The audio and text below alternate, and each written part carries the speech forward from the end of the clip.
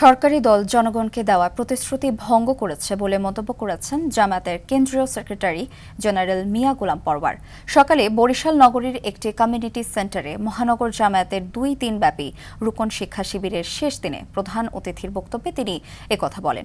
এ সময় তিনি আরও বলেন, আইন ও সংবিধান দিয়ে রাষ্ট্রীয় ব্যবস্থাকে এমন করতে হবে যেই ক্ষমতায় যাক না সে যেন জনগণের কাছে জবাবদিহি করতে বাধ্য থাকে।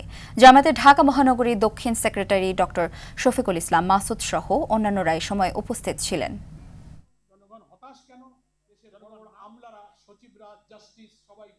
বিএনপি অন্তর্বর্তীকালীন সরকারের মধ্যে সরকার পরিচালনায় যারা ডিপ স্টেটের দায়িত্ব পালন করেছে, ছল চাতুরি করে, লন্ডন কনস্পিরেসি করে, একই দিনে গণভোটার, জাতীয় ভোট কবে হবে, সবকিছু একটা ষড়যন্ত্রের ফল হিসেবে তারা কিন্তু সাজানো পরিকল্পনা। রাজনীতিতে কোনো অস্থিতিশীলতার সংঘাত, বিশৃঙ্খলা, সহিংসতা জামায়াত ইসলামী আমরা চাইনি বলে আমাদের আপত্তি সত্ত্বেও আমরা একই দিনে গণভোট ও জাতীয় নির্বাচন মেনে নিয়েছি।